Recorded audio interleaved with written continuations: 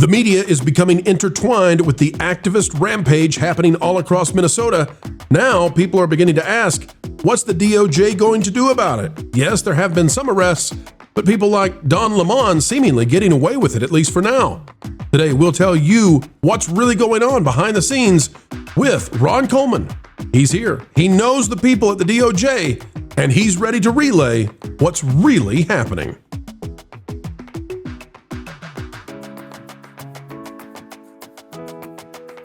Hello, folks. It is a joyful day. It's a great day. And every time you come our way, we're thankful for you. An attitude of gratitude right here on the Pro Channel. As we come to you from somewhere sunny USA, the studio is glistening, even like the snow that is, the ice that is covering much of the United States. Hey, Florida. Lots of people are wanting to be there right now, eh? Folks, let's dive in. It's a great day to cover the news. That's what we'll do. You click the like button, drop a comment down below. And folks, with that, off we go. All right, you've got all the issues going down in Minneapolis. You've got Don Lemon, as they call him, former CNN personality, and now CNN getting in on the action. And the question becomes, where is the line? Where does the media go from being the authentic reporting machine with all kinds of rights in the U.S. to suddenly becoming a not all right purveyor of misdeeds and maybe illegalities? Let's go to CNN now. The leader, the woman apparently who led the protests into the church. Let's find out what she has to say on CNN, unchallenged. And I do want to correct something that was said in the beginning. We did not rush into that church. We actually went and sat down and participated in the service. And after the pastor prayed, that is when I stood up and asked him a question in response to his prayer. And then which is very normal in churches. They have that. You definitely from the pulpit have a Q&A session. She's definitely not saying what that question was because she doesn't want people to realize it was antagonistic, whatever question she asked. And all of her pals, however many there may have been, with Don Lemon and cameras, they definitely did not suddenly stand up and take over the service as soon as that question was asked in a preempted, pre-organized way. But let's see what CNN. We seem skeptical of this. What does CNN have to say? And he responded to me.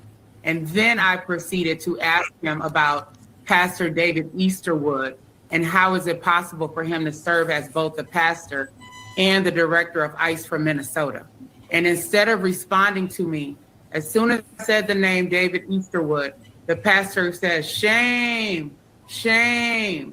And that is when I led us in chants, justice for Renee Good and hands up, don't shoot. So I want to clarify that. We didn't rush in. We didn't bust in. We were a part of the service until I got up and posed that question to the pastor. All right. And it's great that she clarified it. I mean, that makes me feel a lot better about the whole thing. We could just take this off the agenda. Yeah. It was the pastor, the ICE officer? I'm confusing. What part of the incident with Renee Good was the pastor? Apparently, there's somebody in the leadership of the church that is associated. Well, they alleged they were associated with ICE. The church disputes that. It really doesn't matter. I mean, how it is that you enter into a house of worship, whether it be a church or a synagogue or whatever. However you enter it, I don't care if you come in an orderly way. If you then create massive disorder in a calculated, orchestrated way. And what I really don't like, Ron, is that Don Lemon is in there, and now CNN is hosting these people with no pushback whatsoever. And so what I wanted to ask you about, let me bring up one more video that'll set the table for what it is we're discussing. This is another lady, okay? She's not related in any way to Minnesota. She's a conservative woman who she is doing her own independent journalism thing in Florida, conservative, red state Florida. She goes around and asks questions in public spaces, and let's see how she's treated. I'm gonna go to jail. Possibly. She's literally asking the police to remove me from public property. All right, you guys need to move. Why? Over here, First Amendment area. Yeah, this is a First Amendment area. You don't have a permit here. They do. Yeah, so what does the permit it's do? time to leave. I want my rights to be respected. I'm allowed to be on public property. Here is our First Amendment area, number 5, for small groups and counter protesters. Yeah. You're a small group. No, I'm not. And you're a counter protester. I'm media. Are you here with this group? I'm here with media. You need to. Okay, so Ron, I need you to help me understand what's going on. Lots of people are becoming the media, the new media. CNN and Don Lemon blurring the lines and activism versus reporting. What are the rules, and when does the media go afoul of becoming, just simply reporting and covering what is granted them in the First Amendment? Where's the line? Don Lemon Don Lemon was part of the disturbance, from what I can tell. It wouldn't matter whether he was also reporting. What matters is what you do. Going back to the days of blogging, when I was general counsel for the Media Bloggers Association, the short-lived Media Bloggers Association, we were trying to, and to some extent we were successful, spearhead the effort to get media credentials for bloggers, which are the ancestors to today's modern social media citizen journalists. And the argument we always used was, journalism is a thing you do, not a thing that you are. That formulation is constitutionally correct and logically correct, but it's not necessarily recognized by every legal jurisdiction. If you want to take the position as the woman in the video that you just showed, that you should not have to stand with group A or B of protesters, but rather you are entitled to some other position where media are stationed because you're a member of the media, you have to have credentials. There is a bit of a problem with that, but it is probably the only way to deal with the fact that yes, it's true that every American has a First Amendment right and in theory could be doing journalism at any time. But if you're going to say, I'm reporting, I'm a bona fide reporter, I have a real audience, I have a real platform, you're going to have to get some kind of credential to prove it. And then the question, Ron, is who credentials the credentialers, right? So I was about to say that's a problem. And for that reason, the baseline for getting credentials should be, and in most places is, rather low. But it does prevent, since everyone in the world today is walking around with a film crew, there are going to be differences between different categories of people at a media event. Ron, I have to ask you a question. So who credentialed Ben Franklin? I believe it was the Postmaster General. Yeah, none of that happened. So I don't think credentials are a requirement here. You said very eloquently that journalism is what you do. It's not necessarily what you are. And that's what you pointed out as well very eloquently, in that everybody's walking around with a film crew. Yeah, their phone. You know, you can prevent heinous acts of injustice by bringing them to light and bringing evidence to court. And this, I mean, we're talking about, very violent civil rights offenses here, restriction of rights offenses, if we were going to... So, Culture, yeah. I think when Ben Franklin was publishing his newspaper, as he did, one of the things about being a member of the press was that you had a printing press. And if Ben Franklin was anything, he was a printer. Okay. Today... So there was really no such... So there was a barrier of entry. Right. And okay, if the Village Fool had said, I'm the press, and they would have said, okay, who do you write for? We're not asking for credentials, but give us the bona fides of your claim that you're the press. He would say, I work for Ben Franklin. And then Ben, is he with you? Yeah, easy peasy. Franklin says, never saw the guy in my life, then why would that matter? I mean, also that you didn't have the whole phenomenon of mass media, the 1960s style demonstration as political street theater. In those days when a crowd gathered, it was for violence.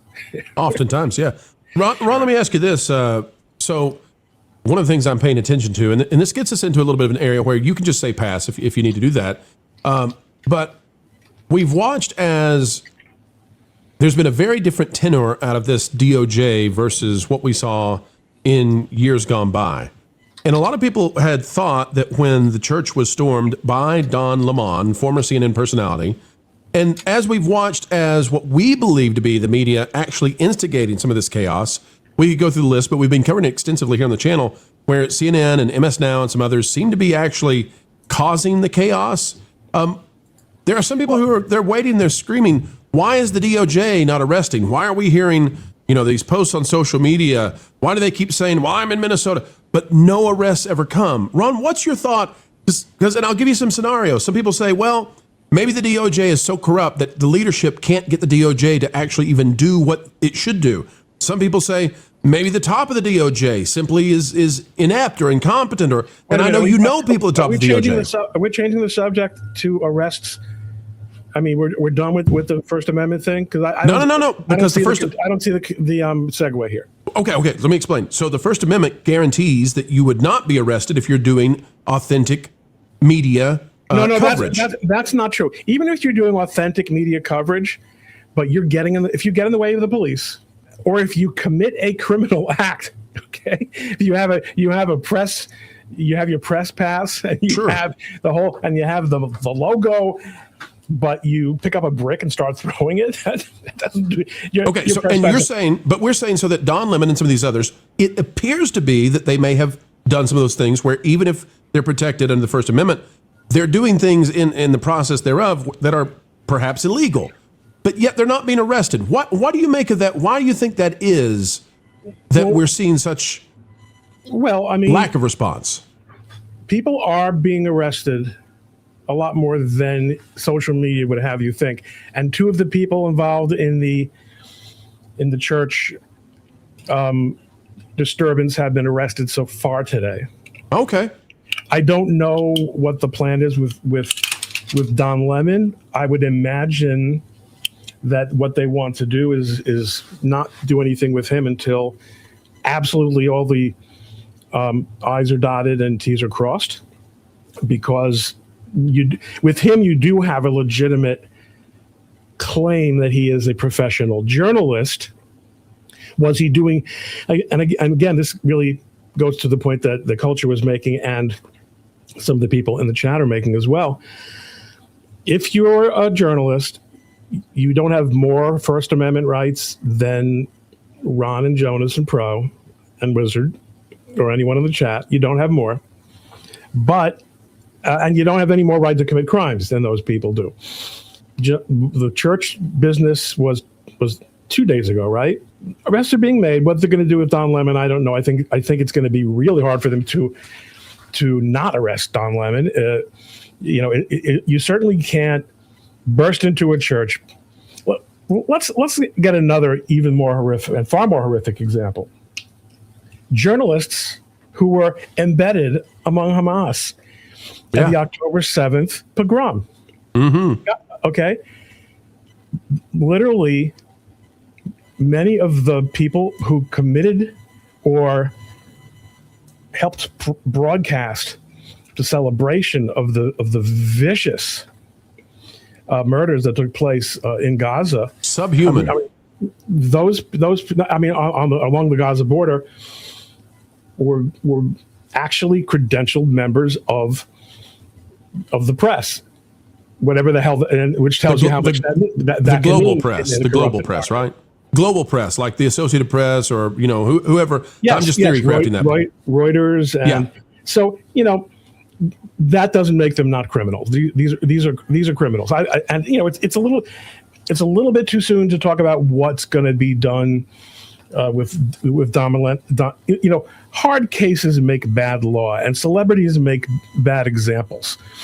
Let's not deduce too much from what happens to Don Lemon within 48 hours of what he did. But I think there's a great deal of appetite to get him on the hook for this. And I think partly what's happening from people watching this is they have an expectation that if the left were to take over the country again, that there would be arrests and that things would go in an expedited manner to act out against their political opponents and all of that. And people are looking and saying, well, that's not happening from the other side. And there's some who want that. And one of the reasons I wanted you on so badly, Ron, is because part of what has helped me stay at ease is I know that the Assistant Attorney General, Harmeet Dillon, and you have great, fantastic confidence in her, and she has a tremendous resume, of course. And I trust you when you say that, she's an amazing person. I have no reason to doubt you whatsoever. And that gives me pause to say, okay, maybe these things take quite a bit of time and maybe we all just need to hold on here. But people really are, they're wondering, like, okay, the media is now bursting into churches, which puts fear into all the other people going to churches or synagogues across that area. It could be us next. So let's keep in mind that among the things that everyone thinks that the Justice Department has not done, which it has done, is they have brought a FACE Act case against a bunch of Palestinian protesters who blocked a synagogue in West Orange in New Jersey, not far at all from where I'm speaking to you right now, in violation of the FACE Act. And where the only person arrested was one Jewish protester, one Jewish attendee at the event who was trying to protect an elderly congregant from being attacked by one of the protesters. Okay, West Orange police were on alert. Had been alerted to the possibility that this would happen. They did virtually nothing about it. And the Essex County prosecutor only brought charges against the Jewish guy. The feds got involved, and now the worm is turning there. Harmeet Dillon who's in charge of the Civil Rights Division, and who folks know is my former partner, is really, really big on this stuff. Religious freedom is a big deal to her. She's a Sikh. She is very offended by infringement of free exercise and free speech rights. So you can be confident that there is a lot more to come on the church business. It's, again, as of the last time I looked on X, there were 2 arrests. There will be more. But so everything you're saying is correct. It's just a matter of how our expectations are for instant justice. Don't confuse instant justice with instant arrest. Instant arrest is what the Biden department, Right. Yep. That had nothing to do with justice. That was political prosecutions, and it was really the entire exercise was illegitimate on many, many levels. The fact, and it's not a response to say, well, if they did it, let's do it too. No, I mean, I might have said it on this show, but if I have, it's been a while. When Pam Bondi and I'm going to drop that name. When Pam Bondi and I were at the Philadelphia Conference Center on election night and the day after in Philadelphia, and we were trying to get Republican observers into the area where they were supposed to be allowed to observe the counting of mail-in ballots. The Philadelphia County Election Commission refused to obey a court order that we be allowed in pursuant to Pennsylvania law. Someone said, well, why don't we try to sneak in this way? Why don't we try to get in? And Pam said, we don't break in. Okay, we're the good guys. And so now I just can't wait now to the oh, you're good. That's why we always lose. No, man. What are you fighting for? Are you fighting for? If you're fighting to see who can do better in street tactics, okay, you might be right. Ultimately, maybe we can, maybe they can, but then we're just all warlords. We're trying to reestablish the rule of law. That means to make real cases built on real evidence using, I don't know if any of you guys had a chance to see any of the grilling that scumbag Jack Smith is getting on Capitol Hill this morning. I've heard about it. I haven't had a chance to see it. He is a political prosecutor out of the Stalin show trials. Yeah. An absolute monster. And he's getting just diced and sliced. You don't want your people to ever have to answer questions like he's about the illegitimacy and the criminality of his conduct during, this January 7th scam. And it's going to be done right. And you're going to look back at this moment of impatience and say, just like all the hot takes about Trump said this, Trump didn't say this, this person wasn't denounced, that person wasn't, or should have been denounced. You got to have the long view. And I know, listen, I've got one of our friends, not one of my YouTube friends, takes every Supreme Court case that he talks about on his stream and does like 7 almost virtually identical videos on it. And I keep thinking, a new case came down. I realized, he talked about this yesterday. This is the same freaking stream. All right. God love Andrew Branca. That's how he makes a living. He makes a great living. If I had the balls to do what he does, I'd be living a lot better than I am now. Okay, but because that's what social media is about. Make content. And the reason we're asking these questions, Ron, and there is some impatience and the perceptions we're trying to help people, know what's really going on. The reason for that is because a lot of people are looking at how the media is acting in Minneapolis and Minnesota, and they're saying, wait a minute, these guys are trying to instigate chaos for ratings. Like they're trying to create destruction of our cities so that they can sit there from their, gated mansions and inside their studios with their green screens and talk about it while they're the ones who started the whole thing. It's like directing a hurricane into an area. I want to give Wiz and Jonas a chance. Then I know, Culture, you have a lot to say. I'll pull out for a second and let Wiz and Jonas get their questions in. I'll just go ahead and say I don't have a lot of comment on this one. I've been politically disengaged for the last month for other reasons. Okay, Wiz, go ahead. I hope for good reasons. We can talk about it later. Wiz, go ahead. I'm no lawyer. I'm a fake wizard, but I just want to say I'm a little disappointed that my press badge, you're telling me, Ron, doesn't really mean anything. It just Wait a minute. Let's see. Get a look at it. He's even got it backwards. He's got his camera mirrored. Fake wizard news. That's going to get you in. Yeah, definitely. I'm not legit.